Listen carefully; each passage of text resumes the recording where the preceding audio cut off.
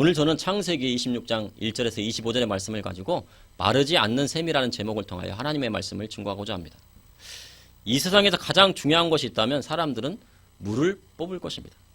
미국에서 화성에 탐사선을 보냈는데 탐사 로봇은 아직 화성에서 물을 찾지 못했다고 합니다. 만약 물을 찾을 수만 있다면 화성에서 사람이 살 수 있고 식물이 자랄 수 있는 환경을 만들 수 있게 됩니다. 그러한 기술력을 갖고 있습니다. 아프리카에서 많은 사람들이 어려움을 당하고 있습니다. 그 중에 하나가 바로 물로 인한 것입니다.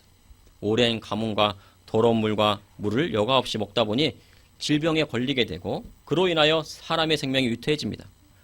그래서 많은 지원 단체들이 우물을 파거나 물을 정화할 수 있는 정수장치를 그들에게 보내준다고 합니다. 우리나라도 옛날에 대부분 빨래를 개울가에 나가서 했습니다. 마을에 우물이 있다면 좋겠지만 그렇지 못하면 개울물을 식수로 쓰기도 했습니다. 그러다가 집집마다 우물을 파서 수동 재래식 물펌프를 사용했습니다. 그 물펌프를 작두 형식으로 돼서 작두 펌프라고도 하는데요. 그런 것이 전기 모터가 나오면서 지하수를 퍼올렸습니다. 제가 어렸을 적 지하수 물은요 시원하고 참 맛이 있습니다. 근데 요즘 지하수 물을 먹게 되면 안 된다고 합니다. 오염이 심각하기 때문에 지하수 물은 그것을 확인을 받고 먹어야 됩니다. 검사를 받고 먹어야 됩니다. 현재도 시골에서는 지하수 물을 쓰기도 합니다. 그러나 대부분 정수시설에서 정화된 수돗물을 사용하고 있습니다. 이처럼 물이란 인간의 생활에서 아주 중요한 것입니다. 그리고 물을 마음대로 사용할 수 있는 상수도 시설이 있다는 것은 사람에게 참으로 행복합니다. 행복한 일입니다. 오늘 본문을 보니 그랄 목자들과 이삭의 목자들이 서로 다투었다고 말씀하고 있습니다. 그래서 이삭의 목자들이 우물을 다시 파는 일이 벌어집니다. 그런데 이삭이 파는 우물마다 샘이 터져나옵니다. 이 시대를 살아가는 성도에게 이삭이 파는 곳마다 터지는 우물의 영적인 의미는 무엇이고 이것을 통해 우리가 하나님 앞에 깨달아야 하는 것은 무엇인지 말씀을 통해 여러분과 나누고자 합니다. 첫째, 마르지 않는 샘은 그 근원이 하나님께로부터 나오는 것입니다. 아브라함 때 첫 흉년이 들었는데 그 땅에 또 흉년이 들었다고 성경에 기록하고 있습니다. 100년 전에 그 땅에 가뭄이 왔을 때 이삭의 아버지 아브라함은 애굽으로 내려갔습니다. 창세기 12장 10절에 그 땅에 기근이 있으므로 아브라함이 애굽에 우거하려 하여 그리고 내려갔으니 이는 그 땅에 기근이 심하였음이라. 애굽은 나일강이 있기 때문에 물 자원이 풍부합니다. 그래서 곡식이 풍성했던 것입니다. 그런데 아브라함은 그곳에서 사라를 누이라 하여 빼앗길 뻔했습니다. 그러나 하나님께서 바로의 집에 큰 재앙을 내리시니 바로가 깜짝 놀라 아브라함을 후대하고 양과 소와 노비와 암수 나귀와 약대를 줍니다. 그리고 애굽에서 나올 때 육축과 은금이 풍부하여 부자가 됩니다. 그래서 소유가 많아 롯이 분가하게 되는 것입니다. 항상 기근이 있은 후에 하나님께서는 아브라함의 자손에게 축복을 주셨습니다. 이삭의 흉년이 있은 후 그 뒤로 100년 뒤에 가나안 땅에 또 기근이 옵니다. 그 기근은 7년 기근입니다. 그래서 야곱은 하나님의 지시에 따라 애굽으로 내려가 70명이 내려가 400년 후에 큰 민족을 이루고 이스라엘 자손이 출애굽하게 된 것입니다. 믿지 않는 자에게 흉년과 기근은 고난이지만 믿는 자에게는 하나님의 축복이 오는 전주곡이 되는 것입니다. 이삭에게도 이와 같은 흉년으로 아버지 아브라함 같은 시련을 받게 되었습니다. 그런데 이삭도 아브라함처럼 애굽으로 내려가라고요. 이스라엘 남쪽 지방에 있는 그랄에 가서 블레셋 왕 아비멜렉에게 이릅니다. 이삭이 그랄에 간 이유는 그랄만 넘으면 바로 애굽이기 때문입니다. 여차하면 애굽으로 가려 했던 것입니다. 그런데 여호와께서 이삭에게 나타나셨습니다. 그리고 말씀하셨습니다.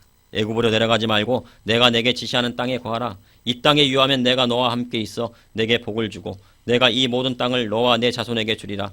내가 내 아비 아브라함에게 맹세한 것을 이루어 내 자손을 하늘의 별과 같이 번성케 하며 이 모든 땅을 내 자손에게 주리니 내 자손을 인하여 천하 만민이 복을 받으리라. 이는 아브라함이 내 말을 순종하고 내 명령과 내 계명과 내 율례와 내 법도를 지켰음이니라 하셨습니다. 하나님께서 이삭에게 애굽으로 내려가지 말라 하셨습니다. 흉년이 들어 먹을 것이 없는데 먹을 것이 있는 애굽으로 내려가지 말라 한 것입니다. 이삭은 어떻게 했을까요? 이에 하나님께서 고민하고 있는 이 이삭에게 아브라함과 세운 언약을 다시 상기시키시고 하나님께서 지시한 가나안 땅에 거하라 하셨습니다. 그리하면 자손의 축복을 주시고 그 자손이 기거할 땅을 주시고 그 자손을 인하여 천하 만민이 복을 받겠다고 말씀하신 것입니다. 그래서 이삭은 애굽으로 내려가지 않고 그랄에 머무는데 사건 하나가 벌어집니다. 이삭이 그곳에 있는 사람들이 그의 아내 리브가를 물을 때 누이라 한 것입니다. 이는 이삭이 그곳 사람들이 아름다운 리브가로 인하여 자신을 죽일까봐 두려워했던 것입니다. 이러한 행동은 아버지 아브라함에게도 있었습니다. 창세기 20장에 보면 아브라함은 애굽에서 사레를 누이라 하여 바로에게 빼앗길 뻔했고 아브라함이 남방으로 이사하여 그랄에 우거할 때 사라를 누이라 하여 아비멜렉에 또 사라를 빼앗길 뻔했습니다. 아비멜렉이 사라를 취하려 하자 하나님께서 꿈에 현몽하여 그를 크게 책망하셨습니다. 그리고 아비멜렉의 아내와 여종의 태가 다치는 일이 일어납니다. 아브라함이 비로소 그를 위하여 기도하자 태의 문이 열리는 역사가 일어납니다. 그런데 블레셋 왕 아비멜렉이 밤에 창으로 내려다보니 이삭과 리브가가 서로 껴안고 있습니다. 그래서 아비멜렉이 이삭을 불러 이것이 어찌된 일이냐 물으니 내가 리브가를 아내라 하면 죽일까 봐서 누이라 하였다고 말합니다. 창세기 26장 10절에서 11절에 아비멜렉이 가로되 내가 어찌 우리에게 이렇게 행하였느냐 백성 중 하나가 내 아내와 동침하기 쉬웠을 뻔하였은즉 내가 죄를 우리에게 입혔으리라. 아비멜렉이 이에 모든 백성에게 명하여 가로되 이 사람이나 그 아내에게 범하는 자는 죽이리라 하였더라. 할렐루야. 아비멜렉은요 블레셋 왕을 이르는 통칭입니다. 아브라함이 아비멜렉과 이삭에게 나오는 아비멜렉은 같은 왕은 아니지만 블레셋 왕인 것입니다. 모든 애굽 왕을 바로 또는 파라오라고 하는 것처럼 같은 맥락입니다. 그런데 이삭이 말한 아비멜렉은 아마도 선대왕으로부터 아브라함의 일로 집안의 태의 문이 닫힌 것을 기억하고 있었을 것입니다. 그것을 기억하고 이삭의 아내 리브가를 건드렸다가는 하나님의 심판이 그와 그의 집에 올 것을 두려워했던 것입니다. 리브가는 약속의 씨를 낳을 하나님의 딸이었기에 하나님께서 리브가를 보호하신 것입니다. 창세기 16장 12절에 14절에 이삭이 그 땅에서 농사에 그의 100배나 얻었고 여호와께서 복을 주심으로 그 사람이 창대하고 왕성하여 마침내 거부가 되어 양과 소가 떼를 이루고 이렇게 흉년이 있고 이삭은 그랄 땅에서 리브가를 누이라 하는 실수를 범했지만 하나님께서 그를 축복해 주셨습니다. 믿는 자에게는 믿음의 공식이 있습니다. 고난 다음에는 항상 바로 하나님의 축복이 뒤따르는 것입니다. 이삭이 그 땅에 농사하였는데 그 해 100배를 얻었다고 성경에 기록하고 있습니다. 흉년이 있은 후 얼마나 곡식이 귀했겠습니까? 그런데 그 해의 소출은 100배가 되었다고 말씀하고 있습니다. 보통 벼 한 줄기에 많이 달리면요 15에서 20알 정도가 달리게 됩니다. 그러나 이삭은 100배의 소출을 낸 것입니다. 벼 한 줄기에 100알이 달린 것입니다. 이것이 바로 하나님의 축복입니다. 보통 흉년이 있은 다음에는 그 다음에는 작물이 잘 안 됩니다. 그런데 100배를 거두게 하셨다는 것은 바로 하나님의 축복이 기적같이 임했다는 것입니다. 예수님께서 마가복음 4장의 비유의 말씀을 통해 좋은 땅에 떨어진 씨는 100배, 60배, 30배의 결실을 얻었다고 말씀하셨습니다. 이삭은 바로 그의 농사에서 100배의 소출을 보게 된 것입니다. 그런데 이 복은 누가 주신 것일까요? 바로 여호와 하나님께서 이삭에게 주신 축복이었습니다. 그가 세상 땅인 애굽으로 내려가지 않고 흉년으로 어려운 가운데도 하나님 말씀에 순종하여 그 아내를 지키고 물질의 축복도 받게 된 것입니다. 이는 이삭이 마르지 않는 셈의 근원이 하나님께로부터 나온다는 것을 알고 있었기 때문입니다. 이삭은 하나님의 말씀에 순종하자 창대해지고 왕성해지고 마침내 거부가 되었습니다. 그러므로 마르지 않는 셈은 그 근원이 하나님께로부터 나오는 것입니다. 둘째, 마르지 않는 셈은 파는 곳마다 물이 흐르게 하시는 하나님의 법칙이 들어 있습니다. 창세기 26장 14절에서 15절에 양과 소가 떼를 이루고 노복이 심히 많으므로 블레셋 사람이 그를 시기하여 그 아비 아브라함 때 그 아비의 종들이 판 모든 우물을 막고 흙으로 메웠더라. 그런데 문제가 생겼습니다. 이삭의 양과 소가 떼를 이루고 노복이 심히 많으니 블레셋 사람들이 시기한 것입니다. 그리고 아브라함 때 팠던 모든 우물을 흙으로 메워버렸습니다. 보통 양이나 소는 풀에 있는 수분만으로 살 수가 없습니다. 그래서 항상 우물에서 물을 길러주던지 시냇가에 가서 그 가축들에게 물을 주어야 합니다. 마시게 합니다. 이러한 상황이 오게 되자 아비멜렉이 이삭에게 내가 우리보다 크게 강성한 즉 우리를 떠나가라 하니 이삭은 그곳을 떠나 그랄 골짜기로 가게 됩니다. 블레셋 사람들의 종족수는 그리 많지 않았던 것 같습니다. 그래서 우물이 많이 필요하지 않았으나 다른 종족이 그곳에 오는 것을 막기 위해서 우물을 막았을 것입니다. 그런데 이삭은 그 우물의 이름을 아버지 아브라함이 사용했던 이름 그대로 사용했습니다. 그것은 아브라함과 아비멜렉이 그 지역에서 언약을 맺었기 때문인 것입니다. 그 이름을 부를 때마다 블레셋 사람들은 아브라함과 아비멜렉이 세운 언약을 생각했을 것입니다. 이삭은 양과 소가 떼를 이루었습니다. 그 가축들에게 물을 먹여야 합니다. 며칠 동안 물을 먹이지 못하면 가축들은 목이 말라 다 죽게 됩니다. 그래서 이삭의 종들이 골짜기를 파서 셈의 근원을 얻었습니다. 그런데 그랄 목자들이 이 물은 우리의 것이라 하며 이삭의 목자들과 싸우게 됩니다.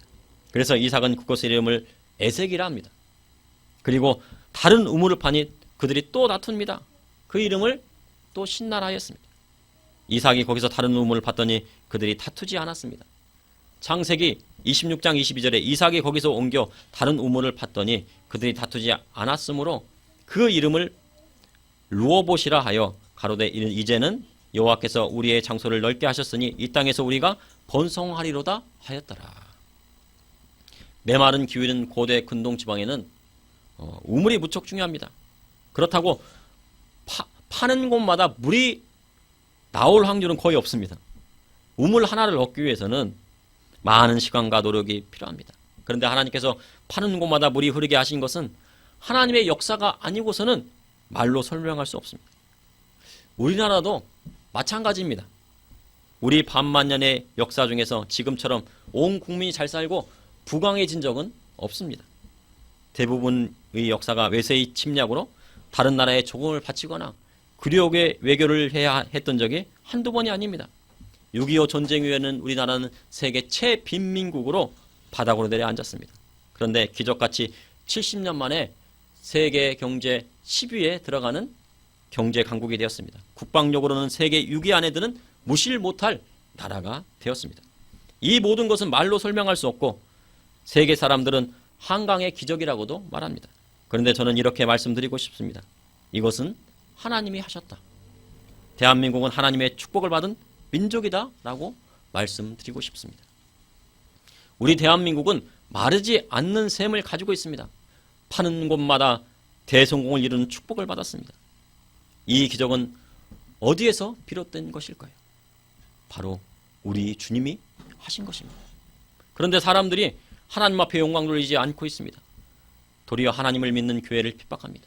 그리고 이것이 하나님의 축복임을 알지 못하고 국가의 세금을 마르지 않는 셈인 양 펑펑 쓰고 있습니다. 코로나19로 많은 국가 세금을 썼는데 확실한 백신 확보조차 못했다는 소식을 뉴스에서 접하게 됩니다. 또한 사람들은 바이러스가 교회에서부터 왔다고 말합니다. 교회는 바이러스의 근원지가 아닙니다. 바이러스는 중국의 우한에서부터 시작되었다는 것을 많은 언론들이 발표했고 세계가 다 아는 사실입니다. 교회는 바이러스를 쏟아내는 셈이 아닙니다. 백신 하나 제대로 확보 못하면서 누구보다 깨끗한 주님의 몸된 교회를 비방할 수는 없는 것입니다. 만약 백신을 확보했다 하더라도 교회를 비방해서는 안 됩니다. 이는 헌법에 나와 있는 종교의 자유가 있기 때문입니다. 우리나라 현재 관료의 수는요 100만 명이 넘어섰다고 합니다. 열심히 일하는 사람도 있지만 그렇지 못한 사람도 있다고 합니다. 1억 명이 넘는 일본도 공무원은 30명 안팎에 불과합니다. 인구 3억이 넘는 미국도 공무원의 수는 100만 명을 넘지 않는다고 합니다. 국민들이 열심히 일하고 기업들이 열심히 일해서 세금을 내지만 나라가 국민들이 피땀이 담겨있는 세금을 펑펑 쓴다면 우리나라의 미래는 없는 것입니다.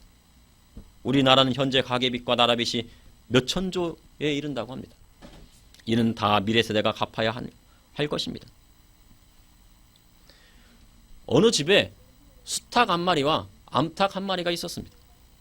어느 날 주인이 아침마다 시끄럽게 운다고 수탉을 잡아먹었습니다.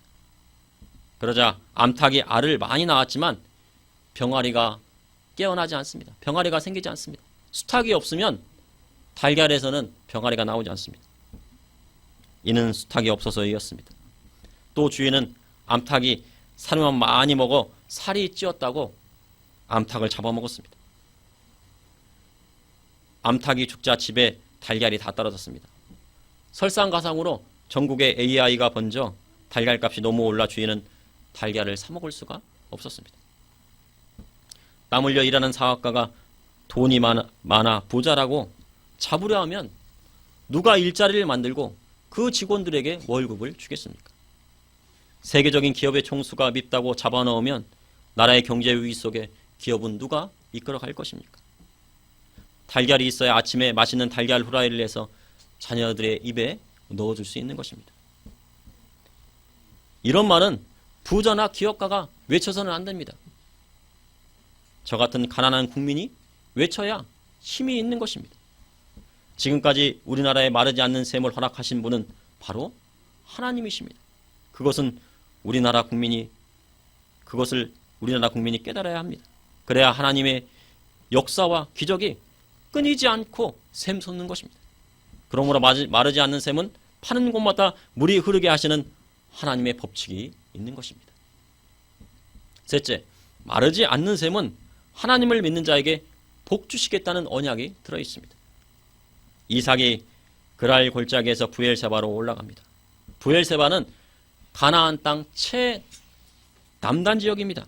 이곳은 아브라함과 아비멜렉이 언약을 세운 곳이고 아브라함과 이삭과 야곱의 주요 거처지였습니다. 드디어 이삭은 아브라함에게 주시겠다고 말씀하신 가나안 땅으로 들어온 곳입니다. 창세기 26장 24절에 그 밤에 여호와께서 그에게 나타나 가라사대 나는 내 아비 아브라함의 하나님이니 두려워 말라. 내 종 아브라함을 위하여 내가 너와 함께 있어 내게 복을 주어 내 자손을 번성케 하리라 하신지라 하셨습니다.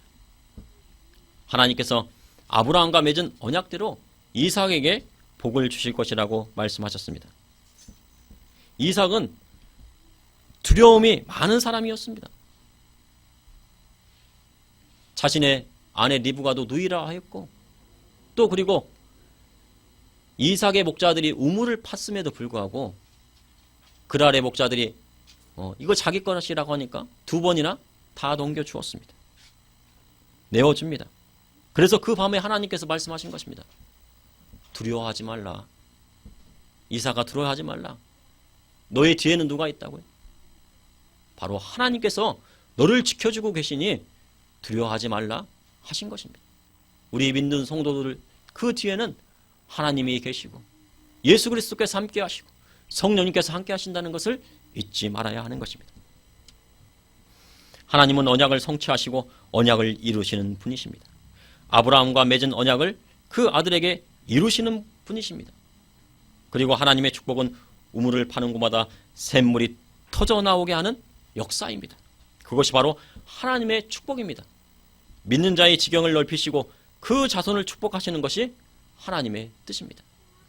바로 이삭의 목자들과 같이 어느 곳을 가든지 믿는 성도들은 우물을 파야 됩니다. 적극적으로 우물을 파야 합니다. 우물을 믿음으로 팔 때 주님께서 샘물이 터져나오게 하는 하나님의 역사를 이루게 하는 것입니다. 어떤 경제적인 어려움일지라도 하나님 앞에 우물 파는 성도에게는 생수의 강이 넘치도록 넘쳐흐르게 하시는 것입니다. 현재 대만 경제는 최고조에 이르고 있다고 합니다. 대만은 자유시장 경제체제를 따르고 공산정권의 중국 편에 들지 않으면서 반사이익을 얻고 있다고 합니다. 그래서 몇 년 안에 1인당 국민소득이 우리나라를 추월할 것으로 예상하고 있습니다. 그런데 우리나라는 경기 회복이 될 기미가 안 보이고 있습니다. 현재 중국을 견제하기 위해 미국, 인도, 일본, 호주가 쿼드에 동참하고 있습니다. 그런데 우리나라는 쿼드에 빠져 있습니다. 정치인들은 우리가 어디에 속해야 하는지 깊이 생각해 볼 필요가 있습니다.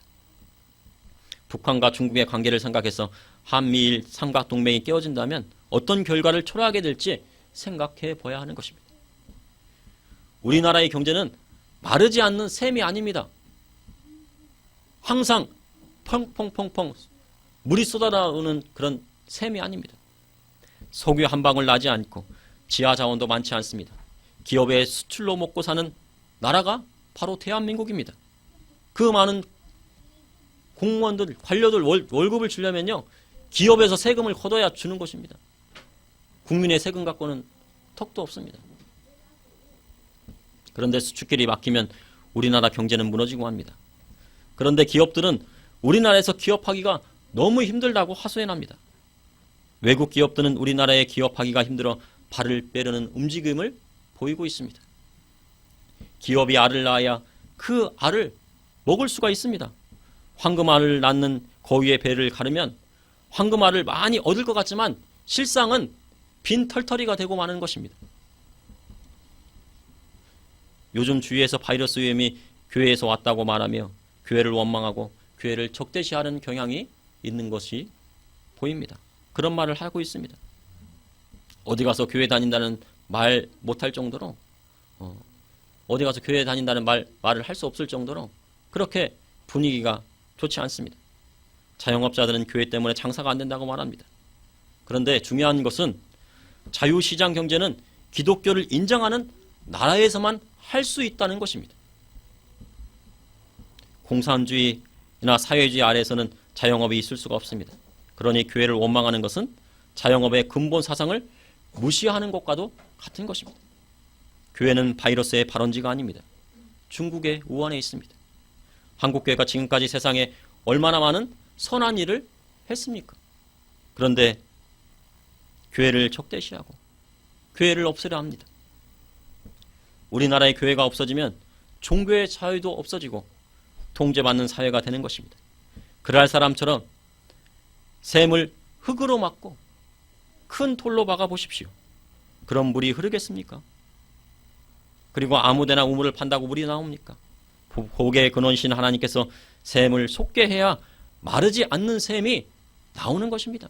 하나님께서 그 샘에 물이 나오게 하셔야지 펑펑펑펑 쏟아지고 그 샘의 근원이 되는 것입니다. 만복의 근원은 누구십니까? 바로 우리 하나님이신 것입니다.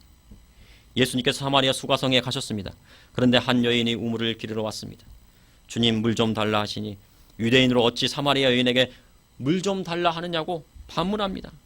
그는 예수님이신지 수가성 여인은 우리 예수님을 못 알아본 것입니다. 그런데 주님, 남편을 데리고 오라고 한마디 하셨습니다. 물과 남편이 무슨 상관이 있을까요? 물과 남편이 무슨 상관이 있습니까? 그런데 그 예수님의 한마디 말씀으로 수가성 여인을 깨닫게 하시고 새롭게 하셨습니다. 우리 주님 수가성 여인에게 영원히 목마르지 않는 물을 주시겠다고 말씀하셨습니다. 그 물은 주님께서 믿는 자에게 주시는 생수의 강인 것입니다. 그 생수의 강이 언제 넘쳐 흐릅니까? 바로 신령과 진정으로 하나님을 예배할 때 넘쳐 흐르는 것입니다. 그런데도 영원히 마르지 않는 물이 솟아나고 생수의 강이 샘솟구쳐 오르게 하는 예배를 못 드리게 하고 왜 교회를 핍박하는 것일까요? 큰 돌을 가져다가 생수의 강을 막아보십시오. 그것이 막힙니까? 생수의 강에 던져진 돌은 바닥에 가라앉고 맙니다. 사람들이 교회에 던지는 돌은 생수의 강에 가라앉고 마는 것입니다. 그런데 부딪히는 돌과 거치는 반석이 있습니다. 이 돌은 예수 그리스도를 상징하는 것입니다. 로마서 9장 33절에 보라 내가 걸림돌과 거친 바위를 시온에 두노니 그를 믿는 자는 부끄러움을 당하지 아니하리라 하셨습니다.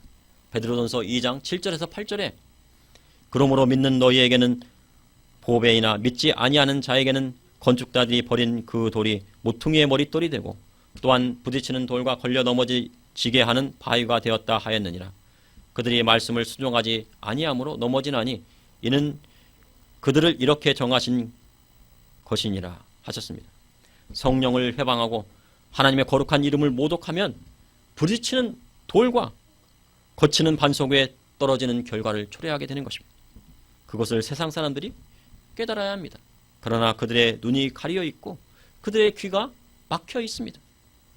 그러므로 마르지 않는 샘은 하나님을 믿는 자에게 복을 주시겠다는 언약이 담겨 있는 것입니다.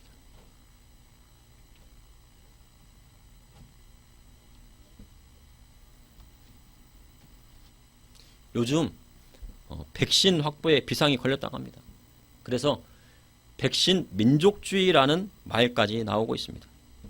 우리 주님 말세 나라와 나라가 대적하고 민족이 대적한다고 말씀하셨습니다. 이러한 일은 주님 말씀대로 어찌할 수 없는 앞으로 일어날 시대의 상황인 것입니다. 식량이 부족하면 어쩔 수 없이 자기 나라에 우선 공급하게 됩니다. 당연히 백신이 부족하면 자신의 나라에 우선 공급하는 것이 상식적인 생각입니다. 그러다가 자신들의 식량이 부족하여 죽을 지경이면 서로 싸우게 되는 것이 역사적인 사실입니다. 이럴 때일수록 더욱 마르지 않는 샘의 근원이신 하나님을 믿고 따라야 하는 것입니다. 그러므로 마르지 않는 샘은 그 근원이 하나님께로부터 나옵니다. 마르지 않는 샘은 파는 곳마다 물이 흐르게 하시는 하나님의 법칙에 있습니다. 마르지 않는 샘에는 하나님을 믿는 자에게 복 주시겠다는 언약이 담겨 있는 것입니다. 잠시 기도하시겠습니다. 아버지 하나님, 오늘도 감사합니다. 주님의 사랑과 은혜로 주님 오늘 금요철에 예배 나가게 하여 주시고 또한 하나님 앞에 예배 드리게 하여 주시고 또한 찬양 드리게 하여 주시고 말씀 듣게 하여 주사오니 감사합니다. 아버지 하나님, 이 악하고 음란한 세대 가운데 주님 우리 성도로 저와 우리 성도님들 구별된 삶을 살게 하여 주시고 오직 주님만을 바라보며 믿음을 지키게 하여 주시고 어떤 환난과 핍박이 온다 할지라도 주님만을 믿고 나아갈 수 있도록 인도하여 주시옵소서. 하나님 앞에 신령과 진정으로 예배 드리며 말미암아 주님 우리 안에서 생수의 강이 넘쳐나게 하여 주시고 하나님의 성령의 충만함으로 주님께서 말씀하신 지상명령을 따라 땅끝까지 이르러 증인이 될 수 있는 삶을 살 수 있도록 인도하여 주시옵소서. 복음 들고 나아갈 수 있도록 인도하여 주시옵소서. 예수님의 이름으로 기도옵나이다. 아멘.